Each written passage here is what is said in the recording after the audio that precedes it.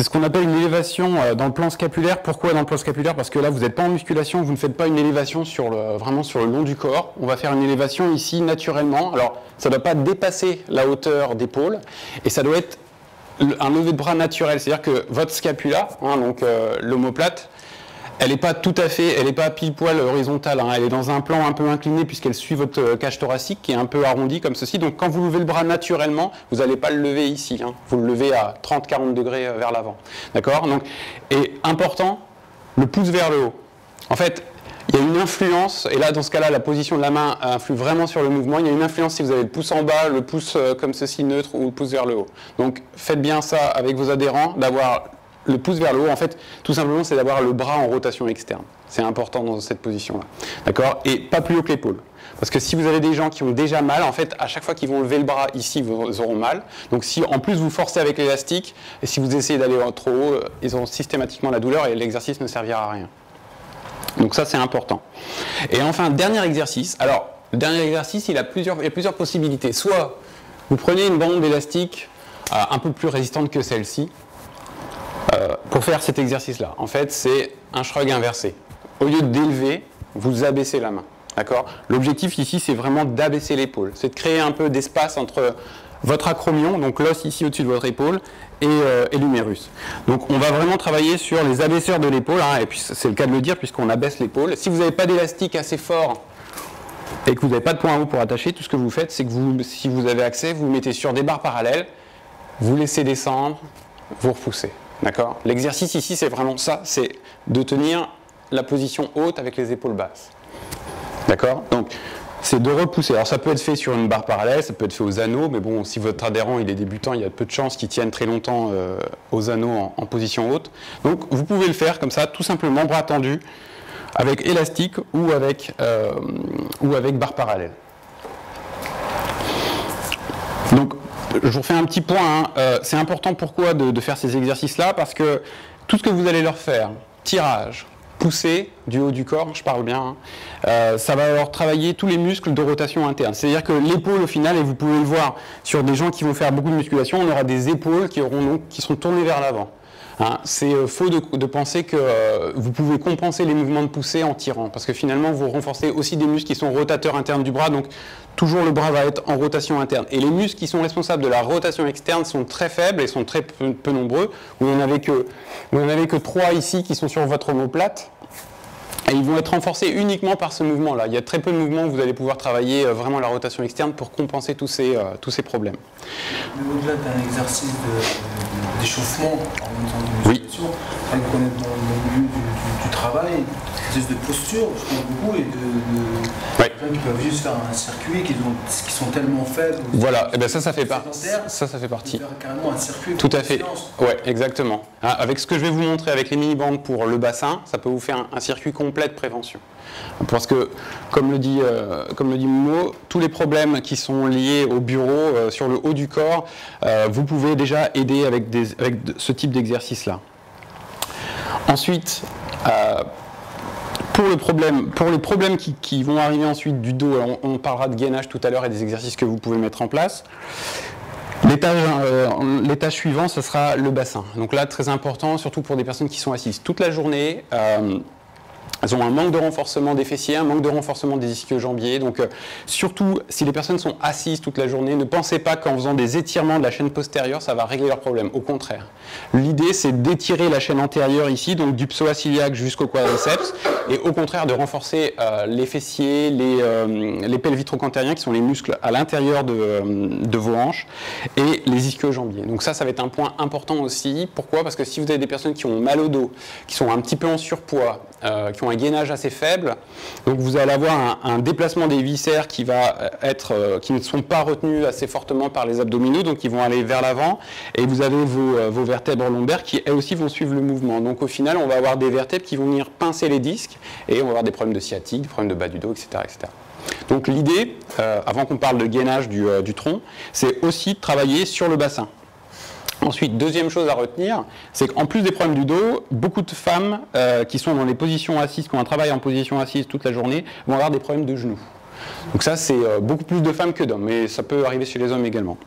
Et ces problèmes de genoux, ce qu'on appelle le syndrome fémoro-patellaire, il peut être réglé aussi par une correction, finalement, un renforcement musculaire des fessiers et des pelvitro-antérieurs. C'est parce que les femmes aussi croisent les jambes qui fait qu'elles ont mal aux genoux ou ça rien à voir? Peut-être que ça... Les femmes ont tendance souvent à croiser les... Ouais, c'est vrai, ouais.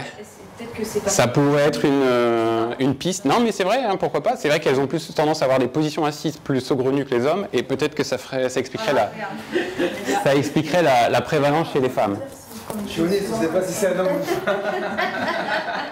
Donc, j'ai commencé. Donc ça, c'est sûrement des exercices que vous avez déjà fait en fitness, hein, avec step ou pas, et que vous faites des choses en mettant de la résistance élastique. Un travail de force du membre inférieur où vous faites un circuit prévention, du coup, ça, systématiquement, ça doit se retrouver en échauffement ou en circuit. Donc, comme je le disais, on va cibler les muscles du bassin. Alors, les muscles du bassin, donc, vous allez cibler tout ce qui est abduction. Là, on va travailler fessier moyen, on va travailler pelvitro-cantérien, donc les muscles qui sont à l'intérieur de vos fesses, qui sont juste en dessous. Donc là, sur cet exercice-là, typique, ça va être, vous allez, je sais pas moi, vous tenir et vous faites vos abductions. Les extensions vers l'arrière aussi également, grand fessier, hein, ça va permettre de commencer à l'activer. Donc là, ça peut être fait à vide, ça peut être, votre adhérent peut se tenir sur quelque chose, ça peut être fait à une jambe puis l'autre, hein, peu importe.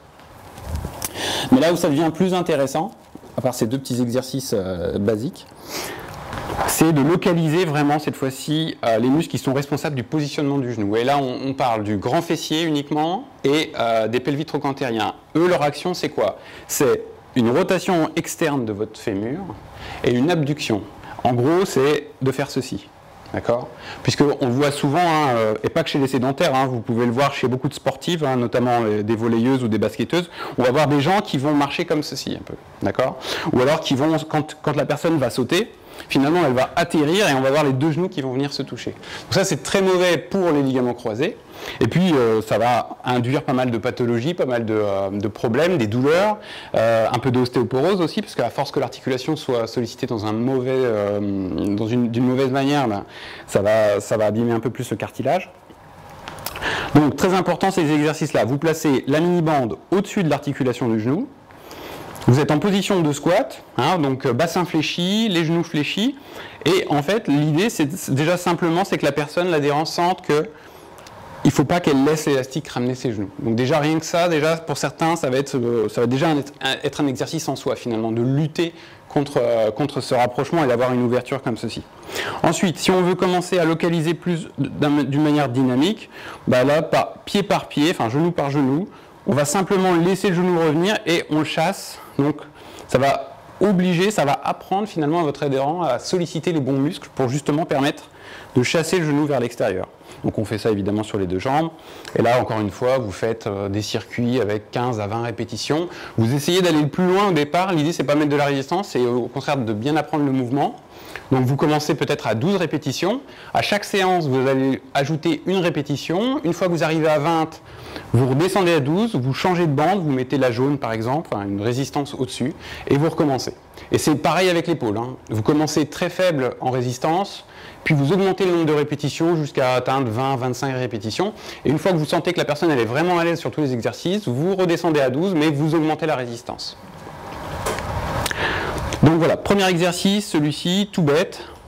Et après, vous pouvez faire pas mal de circuits. C'est-à-dire que vous allez pouvoir faire des jeux avec la personne, vous allez pouvoir travailler autre chose aussi. Ça peut être des réceptions de medicine ball avec un déplacement, ça peut être un déplacement vers l'avant, un déplacement vers l'arrière. L'idée, c'est vraiment toujours de ne pas se déplacer comme ceci, évidemment, puisque dans ce cas-là, il n'y a aucun intérêt à mettre une mini-bande au niveau des genoux. C'est vraiment que la personne ait cette conscience qu'elle est toujours en train de positionner, de réfléchir à ses genoux. Si vous voulez apprendre aux personnes à faire du squat, par exemple, et que vous voulez justement que lorsque la personne squatte, elle n'ait pas les genoux qui viennent comme ceci, vous placez une petite bande au niveau des genoux et vous lui demandez de faire du squat. Alors ça peut être le squat avec la barre ou ça peut être au poids de corps. Donc là, tout simplement, en fait, la personne va être obligée de lutter contre la résistance et d'être toujours vers l'extérieur. Donc ça, c'est le genre d'exercice que vous pouvez mettre en place avec les mini-bandes. Si vous avez des adhérents qui ont mal, à cause des poils et que ça tire un peu sur la peau. Là, au mois de juin, on va avoir des bandes qui seront similaires à celles-ci, simplement qu'elles seront plus larges, un peu plus fines, et du coup, ça tirera un peu moins sur la peau. Donc voilà, ces deux circuits-là, que ce soit un circuit épaule ou un circuit bassin, ça c'est des choses que vous pouvez mettre en circuit, en échauffement, ou tout simplement en termes de séance de prévention, pour pas mal de choses. Évidemment, ça ne suffit pas. Je vais garder celle-ci. Hop. Ça ne suffit pas, pourquoi? Parce que comme je le disais, on doit travailler les muscles du tronc, que ce soit la paroi abdominale, mais également tous les érecteurs du rachis, hein, donc tous vos muscles spinaux, qui eux vont permettre finalement à votre tronc d'être maintenu vers l'avant avec votre paroi abdominale et vers l'arrière, donc avec la colonne plus les spinaux. L'idée c'est vraiment que les viscères soient retenus et que tout ne s'en va pas vers l'avant. Parce que évidemment on aura à la fois des problèmes d'embonpoint qui seront caractérisés par une mauvaise alimentation, etc. Mais on aura aussi des problèmes de dos. Le dos qui va s'hyperlordoser, on va avoir les vertèbres qui vont glisser vers l'avant et donc des pincements de disques. Donc pour limiter tout ça, l'idée c'est pas de faire des crunchs, de faire des relevés de jambes à la barre fixe, c'est vraiment de travailler sur un gainage, sur un travail abdominal qui est statique. Puisque votre étage ici, l'étage du tronc, finalement son rôle à lui c'est de lutter contre une hyperextension, de lutter contre une hyperflexion, de lutter contre une rotation, c'est de lutter contre des mouvements. En fait, l'idée, c'est vraiment que la colonne vertébrale soit toujours érigée et qu'elle soit constamment à lutter contre tous les mouvements que vous allez subir, tout simplement pour transmettre les forces. Hein. Si je pousse ici sur une jambe pour développer une charge avec mon bras, en effet, toute la force que je développe dans le sol passe par mon tronc pour arriver jusqu'à ma main. Si votre tronc il est comme ça, il y a peu de chances que vous souleviez fortement la charge, ou même si vous y arrivez, finalement vous allez vous faire mal quelque part parce que les étages ne sont pas hyper solides. Donc l'idée, ça va être de travailler le gainage. L'avantage ici de l'élastique, c'est que vous pouvez vous passer d'une machine à poulie, mais vous pouvez le faire. Les exercices que je vous montre sont tout à fait réalisables à la poulie. Alors, ça devrait le faire. Ça sera assez... Donc là, c'est des exercices vraiment très simples que vous connaissez peut-être déjà. Et donc, si vous les connaissez déjà, je vous encourage à n'utiliser quasiment que ça, en plus d'autres exercices plus simples. Mais plutôt que de faire du gainage classique, c'est-à-dire coude au corps, la planche, tout ça, pour essayer de changer un peu, vous demandez à votre adhérent d'être debout. Donc, moi, je me suis mis à genoux parce que, évidemment, je fais attention au point de fixation de la bande pour qu'elle soit à peu près à la hauteur de ma main. Donc vous lui demandez d'être debout, bien fixe sur ses appuis. L'idée c'est vraiment, là par exemple c'est ce qu'on appelle le pal-off press, donc ça se fait généralement à la poulie, mais du coup avec l'élastique ça fonctionne très bien. L'idée c'est ça, c'est que vous tenez l'élastique à deux mains, on tend les bras, et vous restez le plus longtemps possible dans cette position. Alors évidemment c'est une progression en temps, c'est-à-dire que votre adhérent va commencer à 10 secondes, puis il va avoir du mal, donc du coup il se repose. Parce que quand je tends mes bras, évidemment, la tension est plus forte. Hein. J'ai un bras de levier ici qui est très grand et l'élastique lui a tendance à vouloir m'emmener ici. Donc quand je suis ici, je travaille, quand je suis ici, je me repose. Donc vous pouvez vous amuser comme ça avec votre adhérent. Il travaille, il se repose et vous lui faites faire en incrémentant le temps d'effort 10 secondes, 20 secondes, 30 secondes. Donc ça c'est un premier exercice classique, on ne bouge pas. Si vous voulez le faire bouger, vous pouvez commencer à faire des choses de ce genre là. Hein. Des tours dans un sens, des tours dans l'autre. Haut, bas, des tours comme ceci, des tours comme cela. Bref, vous pouvez imaginer tout ce que vous voulez. L'alphabet, les numéros, tout ce qui vous passe par la tête, ça fonctionnera très bien. Bien sûr. Hein. C'est ce que je disais. Je m'accroupis parce que mon point d'attache est ici, il est bas. Mais sinon, si vous avez une barre verticale, vous pouvez placer à la hauteur que vous le souhaitez. Évidemment, c'est encore mieux debout. Quoique, c'est pas mal aussi comme ça, parce que ça évite à votre client, à votre adhérent, de compenser, parce qu'on pourrait voir des choses comme ceci avec les jambes. Alors, soit il va pas se mettre dans les bonnes positions et il va toujours être en difficulté, soit il va être trop écarté, soit au contraire, il va tourner les jambes. Donc, tout doit être fixe finalement. Hein. Ici, quand on va faire un mouvement ou quoi que ce soit, ça doit être fixe. Après, vous pouvez faire des mini-rotations. Donc bien sûr de chaque côté. Mais encore une fois, c'est le bassin ici qui joue.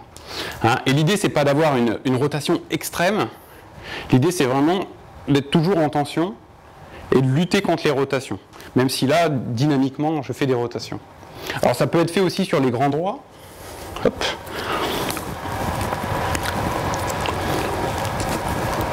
Vous n'avez qu'à vous mettre comme ceci, on est toujours sur la pale of press, et tout ce que l'adhérent a à faire finalement, c'est de se mettre en tension ici. Alors, à vous après de voir si la résistance est plus ou moins forte ou pas. Et ici, qu'est-ce qui se passe? Ben, je lutte avec ma paroi abdominale contre l'hyperextension. Donc j'ai simplement à être comme ceci. Ici je me repose, ici je travaille. Donc ça c'est des exercices qui seront à placer également alors, en échauffement. Ça dépend de la séance que vous avez prévue derrière. Si c'est du lourd, si c'est quelque chose d'intense, je ne vous conseille pas de fatiguer la paroi abdominale avant. C'est mieux de la faire après parce que l'adhérent aura besoin justement d'avoir un transfert de force assez fort, un gainage qui est frais.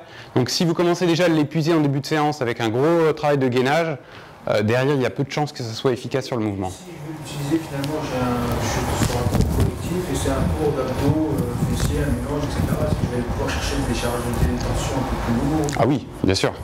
Ah oui, c'est vrai qu'il y a des cours, j'y pensais pas. Oui, oui, si c'est du cours abdos-fessiers, là oui, on peut mettre la sauce, c'est sûr. Tout dépend de ce que vous avez prévu en fait. Hein. Si vraiment c'est le travail, là vous pouvez charger. L'idée c'est de charger bien sûr progressivement, même si c'est de l'échauffement. Hein, au début lorsque vous faites découvrir ces exercices-là, il faut toujours commencer par des petites charges, mais bien sûr vous pouvez monter jusqu'à ce que vos adhérents puissent tenir très longtemps avec des charges très lourdes. Il n'y a aucune limite en fait. La seule limite c'est le mouvement, la forme, la santé de votre adhérent. C'est ça la seule limite. Il va falloir vraiment faire attention, être très pointu sur ces mouvements-là, ne pas laisser passer des torsions de jambes, de fesses, des choses comme ça. Il faut vraiment que ça soit toujours carré, toujours droit. Même si c'est des élastiques, même si on commence avec une résistance de 2 kg, que c'est minime, que c'est pas grand-chose, il faut que ça soit carré, quoi. Il n'y a pas de... C'est parce que le mouvement, une fois qu'il est appris, on pourra augmenter la charge. Si ce n'est pas le cas, vous augmenterez, vous allez simplement risquer des problématiques que vous voudriez éviter justement. Énorme au niveau des mollets. Puis bon, le tendon d'Achille qui est forcément hyper tendu lui aussi, heureusement, mais on a une grosse tension au niveau du mollet. Et aussi un mauvais placement de l'articulation de la cheville. Alors comme vous le voyez, vous avez 2 malléoles, hein, donc c'est une pince qui vient se mettre sur l'os du pied, et on a ce mouvement-là. Il suffit que votre os du pied, votre pied soit légèrement vers l'avant, alors je parle c'est une histoire de millimètres, hein, légèrement vers l'avant ou légèrement vers l'arrière, et ça suffit à gripper votre articulation pour pas qu'elle fonctionne correctement, ce qui, lorsqu'on y pense, est tout à fait normal. Donc pour essayer de replacer un peu ces tensions, parce que pourquoi ça se déplacerait? Tout simplement parce que vous auriez des tensions musculaires. Vous avez pas uniquement le triceps sural, vous avez énormément de muscles qui viennent s'insérer sur le pied, et il suffit simplement qu'un muscle soit plus fort qu'un autre pour déplacer un petit peu votre articulation. Pour corriger un petit peu ce problème, vous avez une option au niveau de la cheville. Alors vous placez une bande, bon, ça ne devrait pas bouger, hop. Vous vous mettez en tension. Donc vous voyez, ma bande elle est juste au-dessus de l'articulation de la cheville. Alors il y a 2 cas, parce que évidemment vous n'avez pas fait passer une radio à votre adhérent, donc vous ne savez pas est-ce que c'est vers l'avant ou vers l'arrière qu'il va falloir le faire, donc il va falloir faire les deux. Premièrement, je vais commencer comme ça. Vous avez une tension élastique donc, qui tire dans ce sens-là, et mon pied qui est bloqué au sol, et moi tout ce que je vais venir faire ici, c'est mobiliser l'articulation. Je vais tout simplement, alors bien sûr je ne décolle pas le talon du sol, hein, mais vous demandez à votre adhérent, ou sur vous-même vous le faites, vous faites simplement une mobilisation, vous en faites une dizaine, où vous essayez d'aller le plus profondément possible. Et puis ensuite, vous le faites la même chose dans l'autre sens. Hop. Vous mettez suffisamment de tension, et vous fléchissez votre cheville. Vous faites ça sur les 2 pieds, et puis vous retestez. Vous retestez, voir comment vous squattez. Est-ce que ça va mieux? Est-ce que la personne se sent libérée, etc. Vous verrez, généralement, ça va très vite. Parfois, il suffit de quelques répétitions pour que la personne, tout de suite, ça décroche, ça débloque quelque chose, et elle se sente beaucoup mieux. Ça, c'est au niveau, donc ça, c'est à l'étage de la cheville. D'accord? Deuxième étage, le genou. Donc Donc ça, vous testerez après. Deuxième étage, le genou. Alors là, ça fait un petit peu plus mal. On vient placer la bande juste derrière le genou. Je vais expliquer aussi pourquoi, parce que... Vous verrez aussi sur des adhérents que lorsqu'ils marchent, et vous pouvez le voir chez les sportifs, lorsqu'ils marchent, finalement, la personne ne tension complète, la personne ne tend jamais la jambe complètement. Pour remédier à ce problème-là, pour justement lui faire... Parce que pourquoi on ne tend pas la jambe? Parce que finalement, c'est votre vaste médial qui ne se contracte pas assez. C'est lui qui est responsable de l'extension terminale du genou. Les 15 derniers degrés, c'est le vaste médial qui va se contracter. Et généralement, le vaste latéral prend un peu le dessus parce qu'il est plus fort. Et donc, ça limite l'extension de la jambe. On va forcer le cerveau à comprendre qu'il doit contracter toutes les fibres musculaires jusqu'au bout.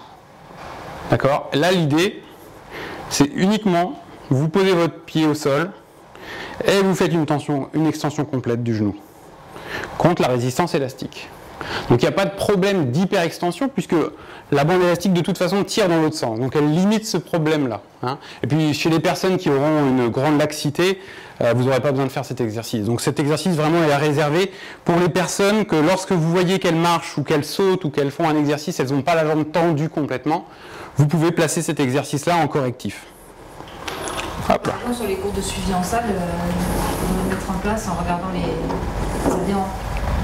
Parce qu'il y en a beaucoup. Vous les faites marcher sur tapis, ouais. Vous vous mettez sur le profil et vous regardez comment ils marchent. Je ne sais pas si vous avez remarqué, mais il y a beaucoup qui ne font pas les squats pied au sol. Hein. Moi, tous les suivis que j'ai fait, je crois qu'il y a la moitié qui ne font pas pied au sol. Qui manquent de souplesse au niveau des chevilles ou que ça vient du dos. Ouais. Il y en a énormément. Vous pouvez vous mettre derrière aussi. Est-ce que c'est bien de mettre quand même des petites talonnettes derrière pour Non, des petits points? non, il ne faut pas du tout parce que ça c'est un pansement sur une jambe de bois. Vous compensez simplement le problème de la personne. D'accord. Donc il faut mettre en place des... Ouais, il vaut mieux travailler la mobilité plutôt que de vouloir charger, plutôt que de dire tu peux faire ton squat, mais tiens, je te mets des talonnettes, je te mets un disque, je te mets une planche, etc. Ça, ça va juste compenser le problème, mais ça ne va pas le résoudre. Et encore pire, la personne va travailler en force, donc va gagner sur des patterns moteurs et n'arrivera jamais à corriger son problème.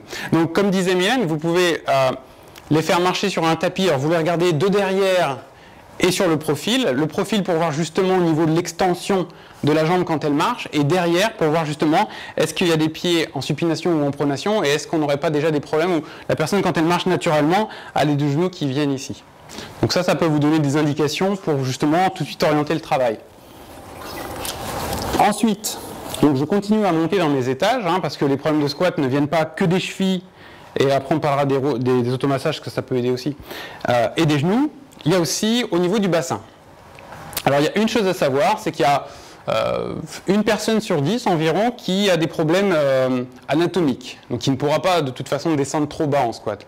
Mais c'est très rare, c'est dû à un problème de malformation de la tête fémorale, mais ça arrive. Donc il y a des personnes, de toute façon, elles vont descendre et elles vont être bloquées ici, et peu importe tout le travail que vous pourriez mettre en place, ça bloquera toujours.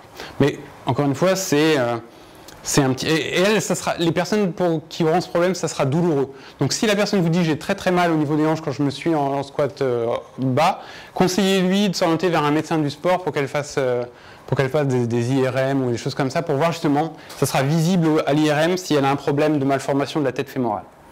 Mais si elle n'a pas de problème, ce qui sera le cas dans 90%, eh bien, le problème il va venir aussi que, comme pour la cheville, comme ce que je vous expliquais, au niveau des hanches, à force d'être assis, à force d'être jambes croisées, d'avoir des mauvaises positions et d'avoir des faiblesses musculaires,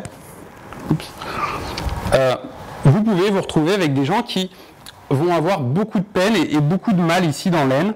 Ils vont avoir beaucoup de mal à descendre bas. D'accord ? Ça va bloquer à un moment donné. Pas parce qu'ils ont un manque de souplesse, tout simplement parce qu'ils ont une énorme gêne ici. Alors, ça peut être dû justement donc à cette articulation du fémur qui est pas bien placé. Ouais. Alors là, si tu peux tenir, parce que ça va tirer. Donc l'idée, alors là je vais vous montrer un truc, c'est un peu barbare. Peut-être que tous vos adhérents n'y adhéreront pas justement. Mais alors l'idée c'est quoi? Je vais vous montrer en plusieurs phases. Donc on se met en tension, on place la bande très haut au niveau de l'aine. On la met en tension. On pose le genou, donc là, mon genou sur lequel ma jambe je travaille, il est posé au sol, et je vais venir poser l'autre pied en croisé comme ceci pour pas que ma jambe glisse vers la bande. Donc je veux vraiment la bloquer au niveau du genou, au niveau sol. Par contre, je veux laisser la bande tirer ma hanche. D'accord? Donc la bande tire au niveau de la tête fémorale pour essayer justement de désengorger toute cette région-là. Donc tout ce que vous avez à faire, vous, c'est un léger mouvement, que ce soit sur le côté ou vers l'arrière. Donc il faut toujours un peu mobiliser l'articulation de la hanche. Donc ça, c'est un premier exercice. Donc là, je vous promets, vous le faites même en poids de corps. Vous faites un squat poids de corps juste avant pour voir justement les gênes que vous ressentez ou pas. Vous faites cet exercice et vous recommencez. Vous allez vous sentir vraiment très libre. Donc là, c'est un premier exercice. Deuxième exercice, toujours pour la hanche. Vous vous placez en fente. Donc fente profonde. Avec une main, vous venez bloquer votre pied. L'autre main est au sol. Vous pouvez mobiliser un petit peu votre hanche, mais déjà là, on l'a bien mobilisé puisqu'on est en fente très très profonde. Hein. J'ai une flexion de mon bassin sur la cuisse qui est énorme. Et tout ce que vous avez à vous laissez faire la bande, en fait, elle tire sur votre articulation. Donc voilà, ça c'est un deuxième exercice. Et en troisième exercice, vous la placez comme ceci. Et là, un peu comme tout à l'heure où on faisait une extension du genou, là on se met, alors la bande par contre elle est plus haute, elle est sous la fesse, et on passe en fente, et on fait plusieurs fentes comme ceci. Hop. L'attachement de la bande, elle est trop basse maintenant? Là elle était pas mal. Ouais. Là elle était pas mal parce que quand je suis en position basse, elle est plutôt pas mal. Alors choisissez une bande quand même qui tient assez fort. Hein, faut pas je pourrais pas le faire, enfin ça va être il y aura très peu d'effet avec une jaune ou avec une petite grise. Il faut au minimum une rouge. Il y a une orange aussi dans les sacs. On a pas mal de orange. Et orange, ça passe. Ouais, c'est pas mal, mais la rouge c'est bien. La rouge c'est bien. La rouge plus la orange, ça correspond à une grosse comme ça. Donc si vous n'avez pas celle-ci, mais vous avez une rouge et une orange, ben, sachez que ça correspond exactement à la verte. Mais la verte, ça va être vraiment pour les hommes déjà. Hein. Pour une femme, une rouge, ça sera très bien. La perte de force, qui est très important avant de commencer notre séance. Donc en fait, ce qui est pas mal, c'est que si vous placez des exercices de mobilisation avec des automassages avant une séance, et qu'ensuite vous faites faire n'importe quel exercice, et dont le squat par exemple, vous allez gagner en mobilité sur votre séance, parce que bien sûr cette mobilité va partir une fois qu'on sera refroidi, qu'on aura pris notre douche, tout ça. Mais vous aurez gagné en mobilité pendant la séance, du coup la personne aura moins de GN, meilleure mobilité et donc une meilleure force et elle fera une meilleure séance. Et si vous le faites, si vous répétez cette opération systématiquement, ben, au final vous allez commencer à avoir des adhérents qui vont squatter tout à fait correctement, sans gêne, et puis ils prendront en plus ça comme une routine, ça deviendra une hygiène d'entraînement et à chaque fois, personne n'aura besoin de leur dire, ils diront j'ai besoin de faire des automassages, j'ai besoin de me décompresser. Les décompressions articulaires ne se font pas systématiquement, mais au début, là vous allez avoir pas mal d'adhérents qui vont dire ouais j'en ai besoin parce que c'est vrai qu'on le sent, hein, au bout d'un moment quand on commence à travailler en force et qu'on devient de plus en plus fort, on sent bien qu'il y a des tensions qui se créent, on a de plus en plus de mal, alors, soit c'est les courbatures, soit c'est d'autres problèmes, mais bon. Le fait de faire ça, ça va vraiment relâcher un peu de tension sans perdre de force. Et on va voir après avec les automassages. On est obligé de le faire au début pour avoir cette souplesse, mais est-ce qu'après, on peut gagner vraiment en souplesse et plus être obligé de faire ces exercices et qu'après, ça devient vraiment automatique? La décompression articulaire avec bande élastique ne vous fera pas gagner en souplesse. Uniquement soulagera les articulations. Mais ça permettra, sur le long terme, si vous le faites régulièrement, d'avoir vraiment des articulations saines qui fonctionnent bien. Et c'est encore mieux de le faire avant une séance. Pourquoi? Parce que vous dites à votre corps, là j'ai tiré sur mon articulation, elle s'est remise tout à fait bien. Et avant même que les déficits musculaires que vous avez ne fassent qu'elle, tout d'un coup, elle se remette de nouveau mal, vous l'entraînez. Donc vous allez l'entraîner sur une bonne, elle est bien placée, vous l'entraînez, du coup vous réapprenez à votre corps à dire ben voilà, c'est comme ça que l'articulation elle doit rester en place et elle ne doit pas se remettre comme elle était avant. Et... Bon échauffement. Ouais, c'est un très bon échauffement. Un échauffement en fait. Ouais, ça c'est... Oui. Vous faites tout votre échauffement, hein, montez en cardio, renforcement musculaire spécifique avant de vous échauffer, et vous faites les décompressions articulaires juste avant de faire votre séance, de débuter. Ça, vous le gardez pour la fin de l'échauffement. Ouais. D'accord. Et pour la récupération, on peut imaginer aussi des choses, le même genre d'exercice avec moins de force, non? Non, ça c'est vraiment, ça n'aura aucun impact sur la récup. Là pour la récup, on parlera plutôt avec le rouleau d'osomassage. Pour les bandes, pour la décompression articulaire, ça va vraiment être, c'est vraiment très spécifique. Alors évidemment, vous pouvez le faire, je ne l'ai pas montré tout à l'heure, mais là on parlait du squat, c'est parce que c'était très compliqué. Vous savez aussi que sur pas mal de mouvements, vous allez avoir des adhérents qui vont bloquer ici, hein, ou un peu plus haut, mais bon, je schématise. Alors du coup, si vous leur faites faire des exercices de presse verticale, ben, vous allez avoir des adhérents qui vont être comme ça pour faire la presse verticale, pour s'équilibrer. Du coup, ils seront complètement cassés parce que eux, quand vous les mettez droit, ben, les bras ils sont là. Donc ça pose problème. Tout simplement parce que en fait, c'est la flexion ici de bras qui pose problème, d'accord? Et généralement, c'est le même problème que sur le hanche, c'est-à-dire que c'est votre épaule qui, à un moment donné, à force d'avoir renforcé, tiré, poussé, etc., elle est très forte, mais du coup, elle perd en mobilité. Alors, pour corriger ça, vous avez des moyens de le faire également. Alors, bien sûr, vous pouvez toujours prendre votre adhérent et tirer comme un bœuf sur le bras, c'est possible aussi. C'est juste qu'on peut lui faire des exercices où il va le faire tout seul, il va mobiliser le bras tout seul. Alors, encore une fois, il vous faut un point d'attache à hauteur à peu près d'épaule. Et puis, on peut lui faire plein d'exercices. Alors, ça peut être des exercices tout bêtes, hein. Vous le mettez en tension.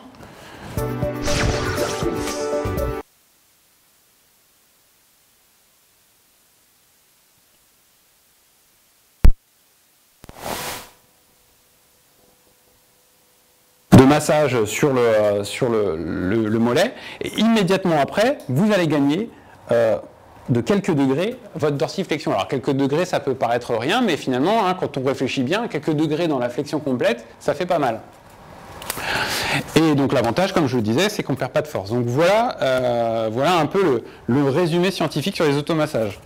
Ça améliore, alors, pour continuer, ça améliore la récupération. Donc si vous le faites après une séance, vous aurez une meilleure récupération, un peu moins de courbatures. Ça améliore le flux sanguin. Qu'est-ce que ça améliore d'autre? Ça améliore, alors là, ça améliore la souplesse artérielle.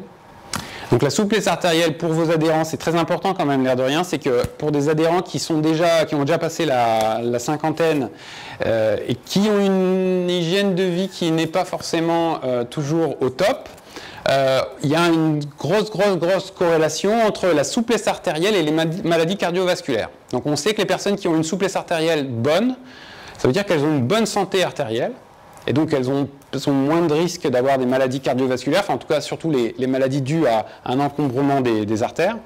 Et celles qui ont une moins bonne souplesse, évidemment, ont un risque, puisque ça veut dire, c'est un signe que peut-être les artères commencent à se boucher, hein, commencent à avoir une accumulation de déchets sur les parois. Donc les automassages jouent sur ça. Donc c'est très bon finalement, hein, à tout âge d'ailleurs, la mobilité est toujours très bonne. Mais donc voilà, en gros, voilà le résumé en 30 secondes de la science sur les automassages.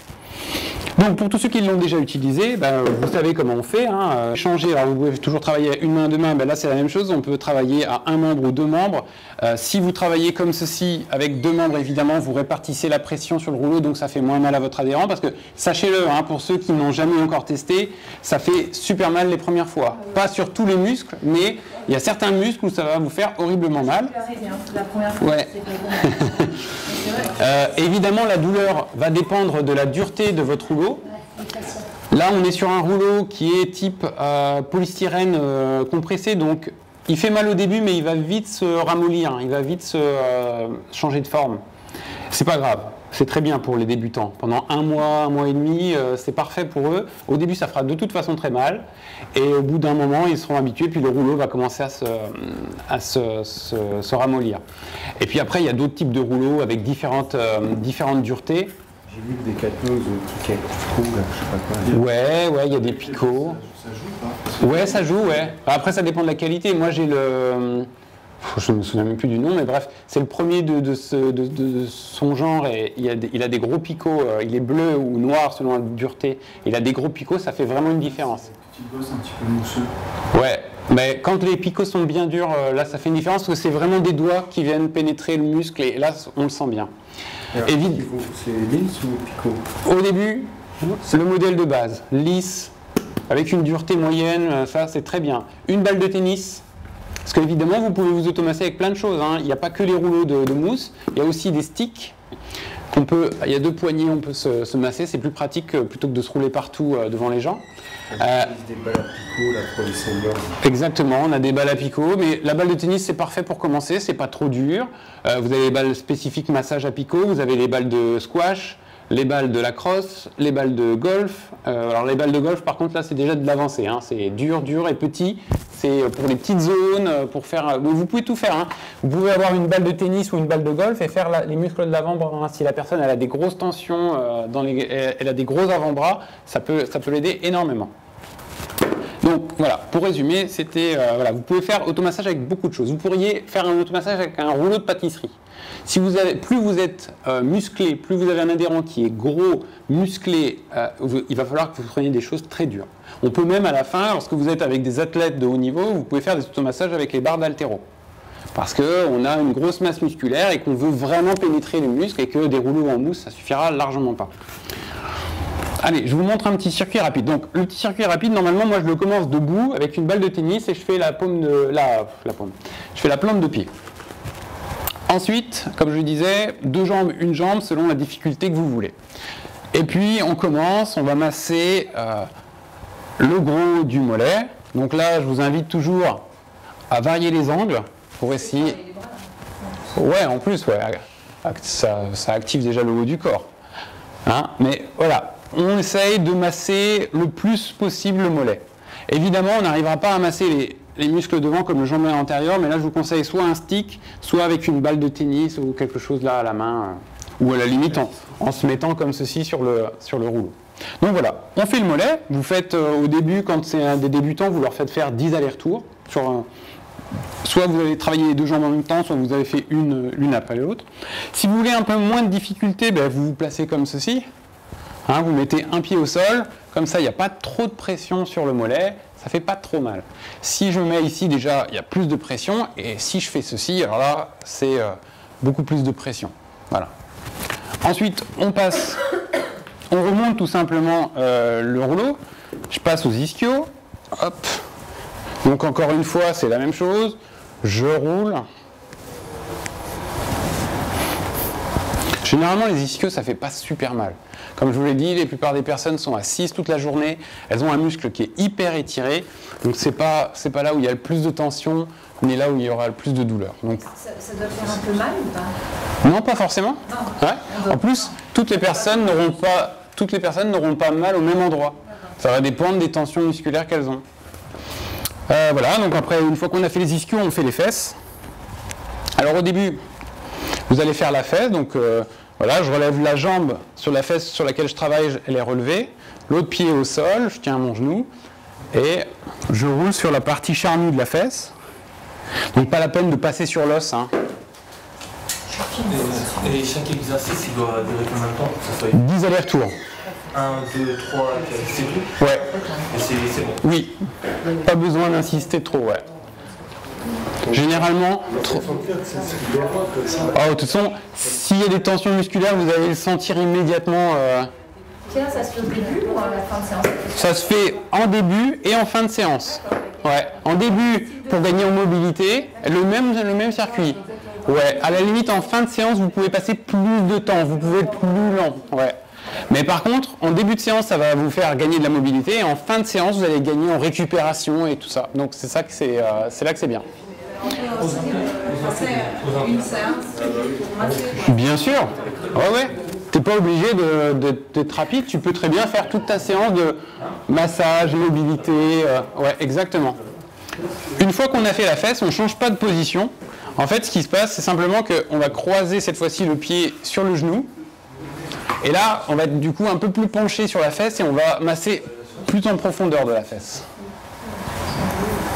Là, on arrive à avoir le pyramidal là sur le... Ouais, mais c'est mieux avec une balle de tennis contre un mur, là tu l'auras bien. Ouais. Donc là, on masse bien l'intérieur de la fesse, hein. C'est pas une grande amplitude, hein. Le mouvement n'est pas énorme. Hop.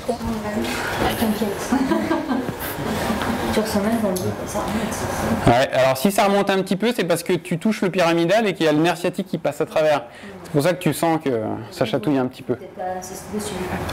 Ça dépend. Si tu le sens, ça veut dire qu'il est un peu coincé, donc vaut mieux passer. Normalement, si vous avez une douleur, elle doit se dissiper en 5-6 secondes. C'est-à-dire que vous arrivez, vous trouvez, ah tiens, ça fait un peu mal là, vous massez, et si la douleur se diffuse et que du coup ça va mieux, tant mieux, c'est que c'est parti. Si par contre ça fait vraiment mal et que ça part pas, il vaut mieux s'arrêter, ouais, et passer à autre chose. Sur le côté avant, mais ce côté-là. Ah oui, voilà, hein, droite-gauche, selon les muscles, ça va changer. Ensuite, on continue à monter, on passe sur le bas du dos. Donc là, vous passez au niveau des vertèbres lombaires. Je vais me mettre comme ceci. Hop. Vous mettez les mains derrière les ischios. Vous vous mettez en gainage. Et vous roulez ici, hop, sur les érecteurs du rachis. Tu t'arrêtes avant d'arriver sur le bassin et tu roules vraiment que dans la zone des vertèbres lombaires, là où il y a la masse des érecteurs du rachis. Ah, pas sur les dorsales, pas tout de suite. On y va après. Moi j'allais jusqu'en bas à chaque fois et du coup ça faisait la même chose. Ah oui. Non, non, les automassages ne massent que les muscles, il ne faut pas aller sur les parties osseuses. Ensuite, hop. Ensuite on le monte le rouleau. On monte. On place les mains comme ceci sur les épaules, tout simplement pour ouvrir vos scapulaires, hein, pour qu'elles aillent sur le côté et qu'on ait bien accès au rhomboïde et au trapèze moyen. Donc voilà, vous croisez les bras et vous roulez, vous massez cette zone.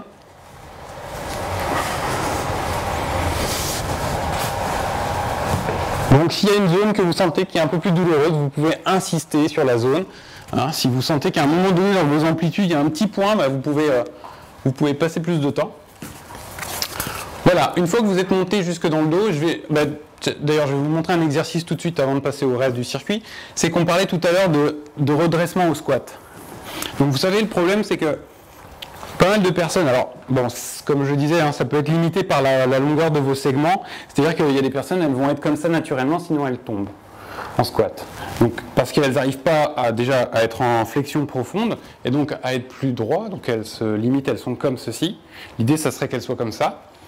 Et en plus, on a des problèmes aussi que lorsque par exemple vous allez être en squat avant avec la barre devant les épaules ou tout simplement avec une medicine ball ou un kettlebell comme ceci, et les personnes ne peuvent pas être bien droites, elles sont comme ceci, donc forcément c'est vachement plus dur de retenir la charge. D'accord? Et donc pour travailler ce mouvement-là, il faut renforcer les muscles qui sont dans le long de votre colonne vertébrale, mais ça sert aussi de travailler la mobilité thoracique. La mobilité thoracique, c'est celle-ci. D'accord? Quand on voit des personnes qui sont comme ça et qui sont droites, finalement, on a une certaine mobilité en haut de notre tronc. Et pour la travailler, un rouleau, c'est pas mal. Vous commencez en bas du dos. Hop. Et l'idée, c'est de venir comme ceci. Rouler. Ensuite, vous montez le rouleau et vous continuez.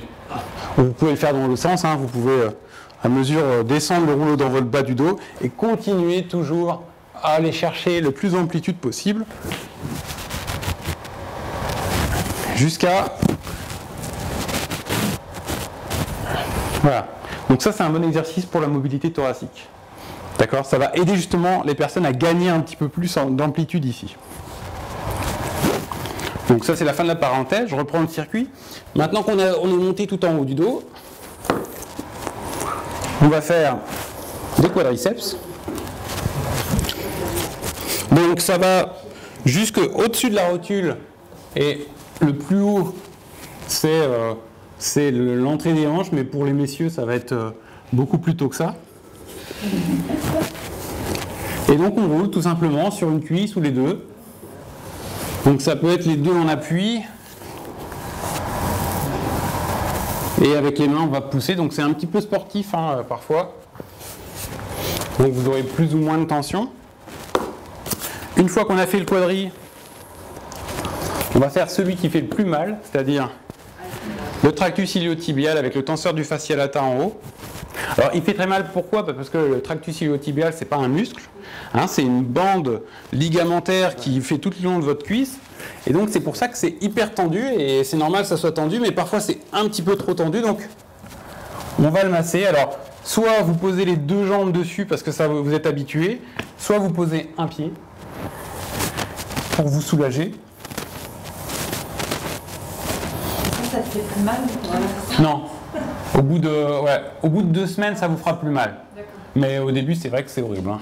Après, il faut changer de rouleau. Oui. Après, il faut changer de rouleau, ouais. Oui, alors ça peut être un bon... en plus, comme vous avez beaucoup d'adhérents qui courent, c'est un bon exercice. Pourquoi? Parce que vous avez souvent le syndrome de l'essuie-glace. Donc, problème avec l'épicondyle latéral de votre fémur. Votre fémur se fléchit et se tend, ça vient frotter contre le tractus. Du coup, ça l'irrite. Et pour créer un peu d'espace ici, ben justement, on va essayer d'étirer cette zone. Mais l'étirement, quand on fait des choses comme ça, c'est très limité en amplitude. Alors qu'avec l'automassage, on va vraiment venir gagner un peu plus de souplesse. Ça va... De la pâte, finalement. Ouais, exactement. Parce qu'en fait, le tissu conjonctif, c'est une matière viscoélastique. C'est comme de la maïzena. C'est-à-dire que quand vous trempez de la maïzena ou du sable mouillé, hein, c'est pareil. Quand vous tapez dessus très fort, très vite, ça ne bouge pas, vous pouvez marcher dessus même. Mais si vous appuyez et que vous restez longtemps, vous vous enfoncez. Les tissus conjonctifs, c'est la même chose. En fait, quand vous les massez, ils chauffent et vous les écrasez mécaniquement, ça donne cette pâte qui se fluidifie et en fait, elle va se réorganiser. Donc tous les fascias qui entourent vos muscles vont commencer à devenir plus souples, vont se réorganiser. C'est un peu comme si vous faisiez du repassage. Et après, c'est pour ça aussi que vous êtes plus mobile, vous avez moins de contraintes, vous vous sentez plus libre, etc. Et les antérieurs, en fait. Ouais, je vais vous montrer. Et le dernier ici, enfin pas le dernier, l'avant-dernier, hop, les adducteurs. Alors là, c'est pareil. Je vais pas le faire trop parce que je vais pas écraser le micro, mais voilà. L'idée, c'est ça, c'est de se rouler dessus, de bien mettre son poids sur le rouleau, sur les adducteurs, et donc de venir faire les automassages ici. Et puis enfin, on peut terminer avec le grand dorsal.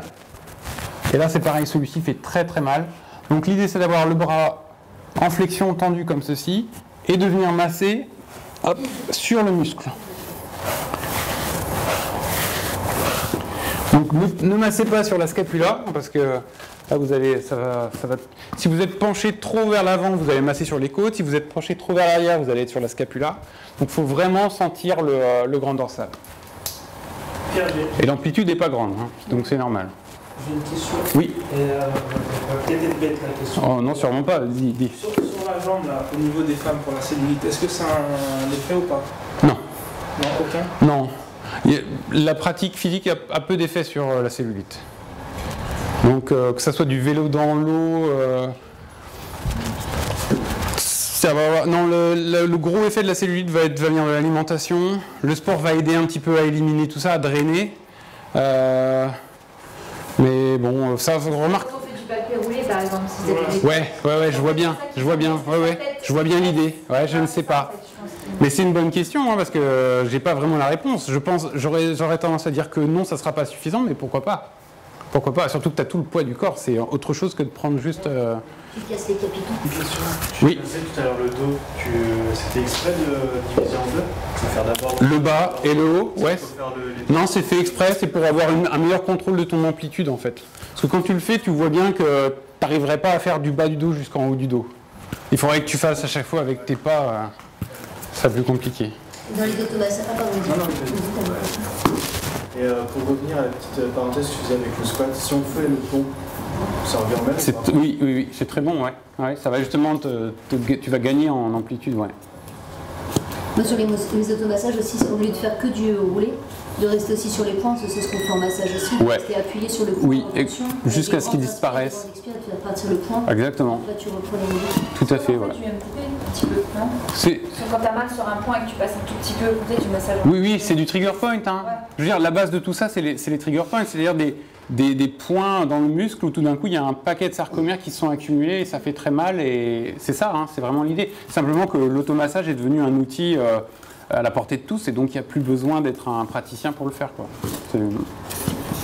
Mais la technique est la même, c'est-à-dire qu'on passe sur les points de douleur, les points gâchettes, et on essaye de les faire partir en massant, en chauffant.